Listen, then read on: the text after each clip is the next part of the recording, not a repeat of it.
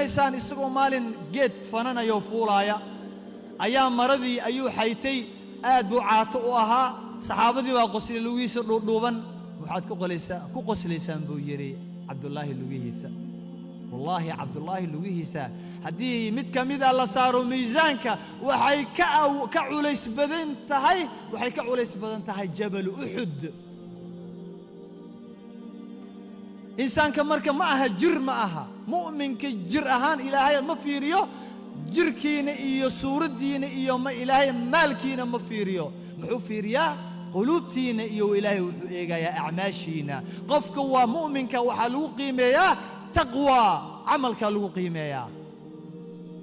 amalka ayaa lagu qiimeeyaa iimaanka lagu qiimeeyaa iimaankiisa wuxuu gaarsiiyay lugaha yaryar ee caatada ah inay ka qiimi bataan buurta Uhud oo ay macnaha ka culays bataan buurta Uhud Cabdullaahi wuxuu leeyahay wallahi ma nadimtu ala shay'in kanadami ala yawmin gharabat shamsuhu qalla fihi ajali wa lam yazid fihi amali maalin buka calaya wallahi ugama aanan shalaynin ayuu leeyahay sidaan uga shalaayay oo aan uga tiiraanyooday maalin qorraxdiisii dhacday oo amalkaygiina yaraaday oo ajashaydii yaraatay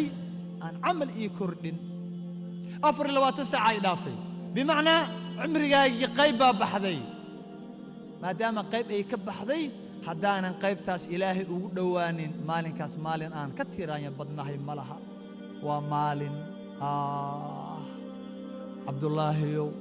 noo imow aad aragtid xaaladda maanta Soomaalidu ku sugan tahay Allah Cabdullaahi yaa keena fadhi ku dirriyada Soomaalida aabayaalkeen raaliga ahaada waalidiinteen adeeradeen abtiyadeen yaa asxaabteena sida ay waqtiga u dhuminayaan raggii mas'uulka ahaa sida ay waqtiga u dhuminayaan fadhi ku dirriyada dawladaha baasee la dhisaya goobaha la isugu yimaado golayaasha kalaabiyada yaa waqtiga sida loogu dayacay 24 saac loo qasdaayo waliba kalmaana aan ka ahayn loo qasdaayo loogu talagalayo maanta waqtiga in xaq lagu soo lumiyo ninkana wuxuu leeyahay saacad dhaaftay ayuu ka shalaynayaa maxaa waxay wuxuu ogsoon yahay daqiiqad walba oo dhaaftay cimrigiisii qayb jirkiisii kamida inay tagayso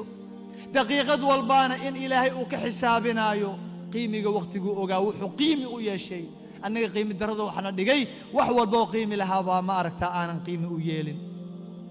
wallahi kama ana shalaynin buu leeyahay fa inna al-mawta miiqatu al-ibaad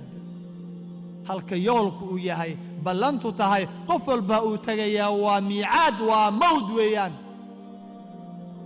qiimi markii lagu siiyay waqti lagu siiyay bilaash laguma siinin waa mawd baa ka dambeeya waqtigaagu waa xadidan yahay 4 bilood uurka hooyada markaad ku jirtay ayaa lagu siiyay waa lagu xadiditaanka